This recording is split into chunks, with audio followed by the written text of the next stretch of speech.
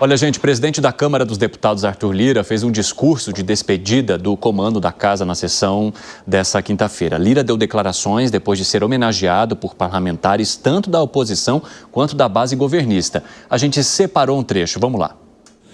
Eu penso que, muito rapidamente, tudo que a gente vive aqui dentro é muito intenso e eu sou um admirador dessa casa e a defendo com muita tranquilidade em todos os momentos bons e ruins, né? Tudo que ela proporciona ao Brasil, muito criticada, muito debatida por sua polaridade, às vezes a gente de dentro mesmo faz uma ebulição muito forte, mas ela é isso, é essa diversidade boa que faz com que todas as oportunidades que a gente tem aqui sejam traduzidas em oportunidades de crescimento para o nosso país. Então, muito obrigado pelas palavras sinceras, eu sei que são amigas. Arthur Lira, emocionado ali, também disse que voltar ao chão de fábrica não representa nenhum problema. A gente não encerra nenhum ciclo aqui, a gente sempre se renova, a gente pode voltar de onde eu sempre gostei de atuar, que é no chão da fábrica, como eu sempre chamo, sem nenhum tipo de problema, como qualquer outra situação. Então, a gente vai vivendo sem planejar e sem criar expectativas. Piperninho já estava fazendo argumentos irônicos aqui, já ele vai contar para vocês também no nosso 3 em 1, mas eu quero conversar um pouco mais com o Bruno Pinheiro, que além de trazer bastidores sobre essa saída de Lira, vai falar um pouquinho também sobre o que Lira contou da última semana, né, das votações dessa semana, dos projetos que ele conduziu agora já quase na porta ali de saída e principalmente, né, de conseguir fazer a votação da reforma tributária, que era uma proposta que ele queria assinar, que ele queria colocar na conta dele antes de deixar o cargo. Vamos lá, Bruno, o que você conta pra gente? Não esconda nada. Era inclusive esperado, Evandro, aguardado que Arthur Lira fizesse um discurso quando a casa estava cheia, mas com quem eu conversei me respondeu que Arthur Lira tem um outro comportamento, não queria fazer esse alarme justamente, queria conversar com os parlamentares e não aproveitar desse momento para fazer ali colocar tanta visibilidade, né? Então ele fez um discurso rápido, muito curto, foi o que nós assistimos. Agora, de quando Arthur Lira chega na capital federal, assume como um deputado federal, ele sempre esteve ocupando um comando. Esteve na Comissão de Constituição e Justiça, esteve na Comissão Mista de Orçamento, foi líder também da sua legenda, sempre muito carregado, sempre com muitas reuniões. Agora Arthur Lira vai respirar um pouco mais após esta semana. Após esse resultado aqui de uma semana cheia, Arthur Lira se reuniu com outros líderes na residência oficial. O que Arthur Lira revelou para esses aliados? Que se não fosse a articulação de Arthur Lira, de toda essa articulação que a gente viu dos aliados, a mesa diretora, do presidente da Câmara dos Deputados, esse resultado não iria acontecer. Há um entendimento que se não houvesse essa articulação, nem 20% dessa pauta iria avançar aqui no Congresso Nacional, que a articulação do governo está ruim, não se compara com o segundo mandato do presidente Lula. Há um entendimento que Lula, nos últimos anos, ele se reuniu muito pouco, muito menos do que Michel Temer, muito menos do que Jair Bolsonaro e infinitamente menos do que Dilma Rousseff, que havia ali uma expectativa de que Lula, quando fosse eleito, fizesse aqueles jantares, aquele churrasquinho, jogasse um futebol para conversar com esses aliados, com representantes do Congresso Nacional, mas que isso não aconteceu. Há um entendimento no entorno de Arthur Lira que isso afetou diretamente a avançar na agenda econômica, inclusive aqui nos corredores do Congresso Nacional, que aí foi importante essa jogada de Arthur Lira conversar com os parlamentares para tentar compor com a oposição, com os governistas. Agora, também nos bastidores, Arthur Lira tem feito uma defesa aos seus aliados de uma importante reforma ministerial no ano que vem. E chegam a falar, Evandro, numa comparação.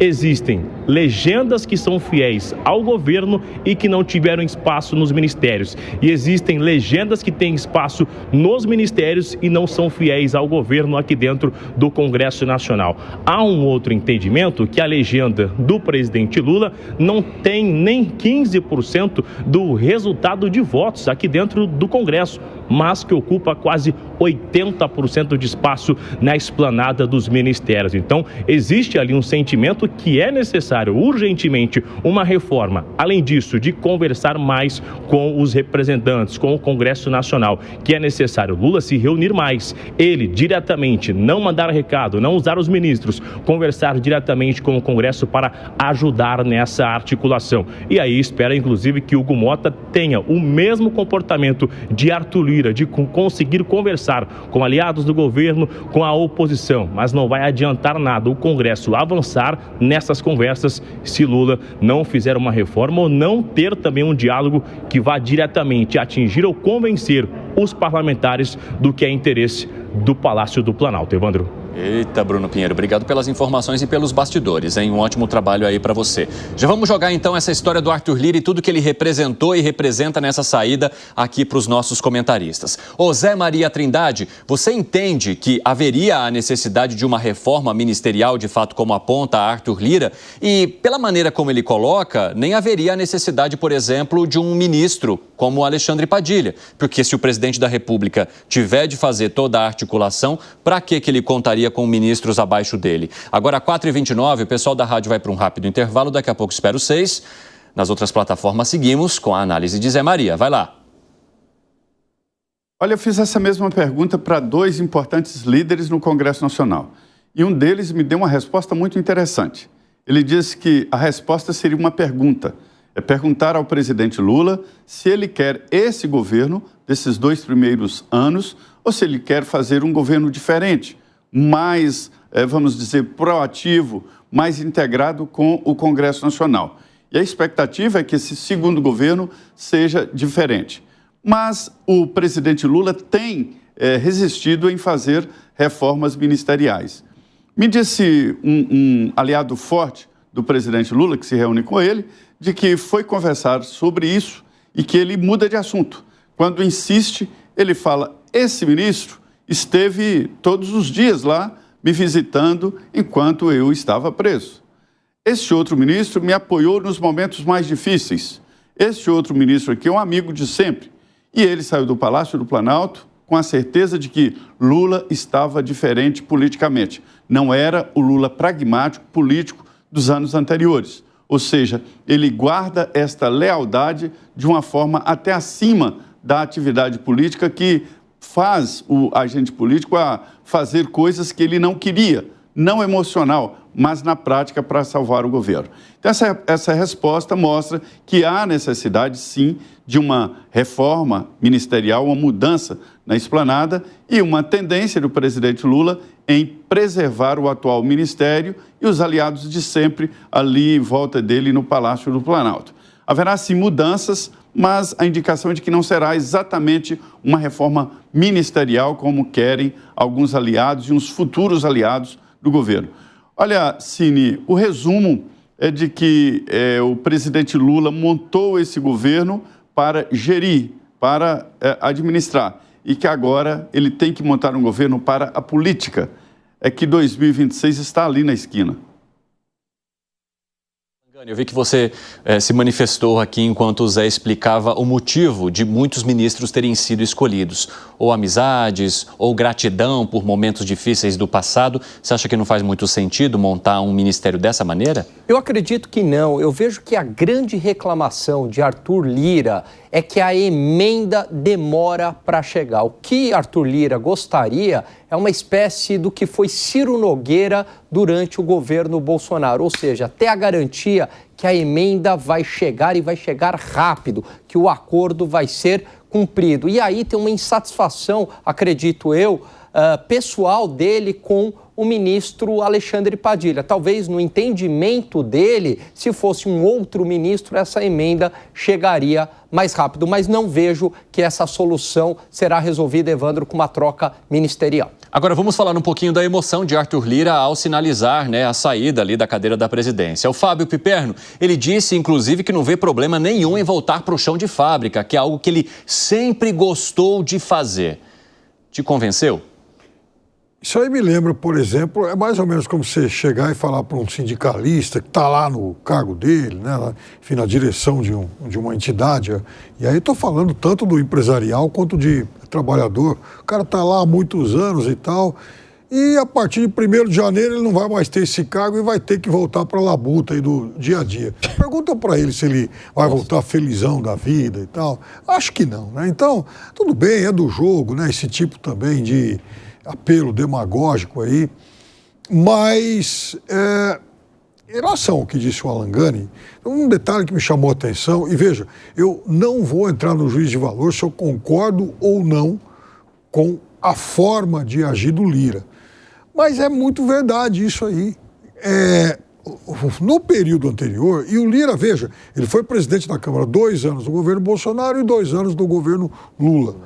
Os dois presidentes operavam de modos um pouco distintos. O que foi que o Bolsonaro fez em relação ao orçamento, por exemplo? Isso está lá numa entrevista que o próprio Lira concedeu às páginas amarelas da Veja em 2021. Ele fala o seguinte: bom, o orçamento quem resolve é o Ciro Nogueira. É isso aí.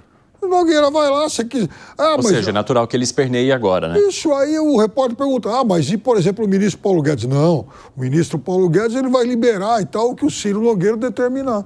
Então, terceirizou o orçamento e ponto. É uma forma de governar, uma forma de agir. Não vou aqui, enfim, questionar se está certo ou se está errado, mas mudou.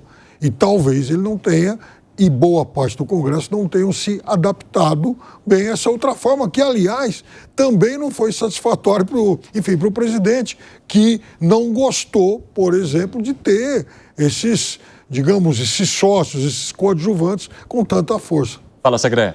Os amigos, os leais, aqueles que visitam as pessoas, que nos visitam eventualmente quando estamos em situações complicadas, a gente pode convidar para um churrasco, pode convidar para uma reunião, para tomar uma cerveja, mas não colocamos em cargos públicos apenas por uma questão de lealdade, porque aí está o resultado. Quando você coloca pessoas amigas não necessariamente competentes, você tem o resultado que hoje nós temos no governo, tendo que vender reservas, aumentando juros, gastando sem entender que deve diminuir o gasto. Então me parece que pode ser uma situação para o presidente pensar se na segunda etapa do seu mandato ele vai priorizar a lealdade ou vai priorizar a competência.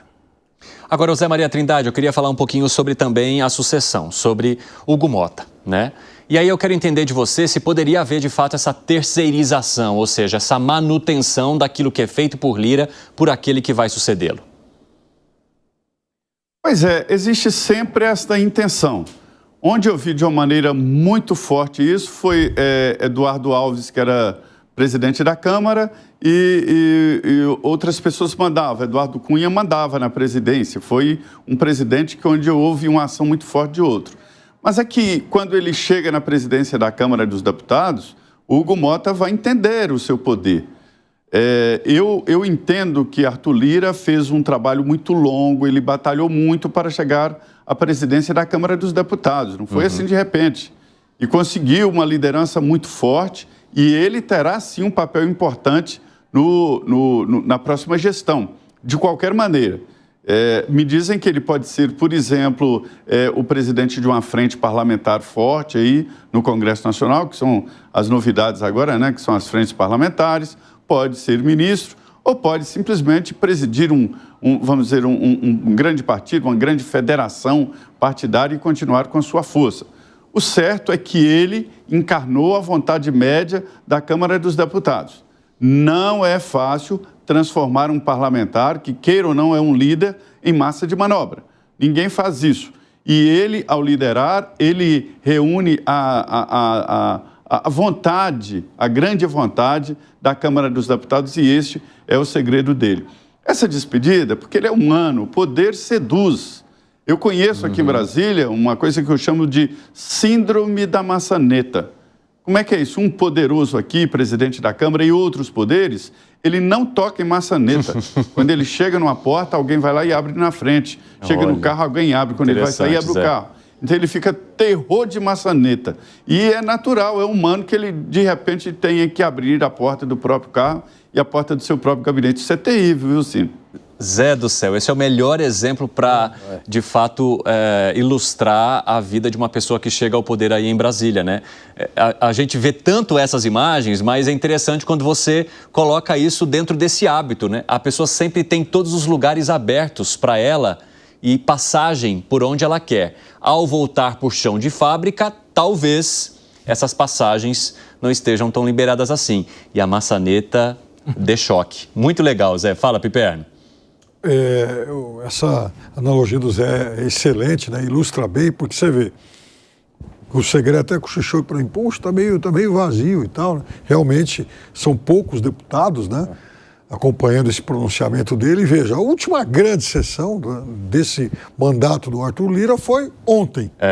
A sessão de hoje já é uma sessão assim de um presidente meio pato manco, né? Quer dizer, não tem, quer dizer, o poder do Lira oficialmente terminou ontem. O poder de barganha, de negociar e tal.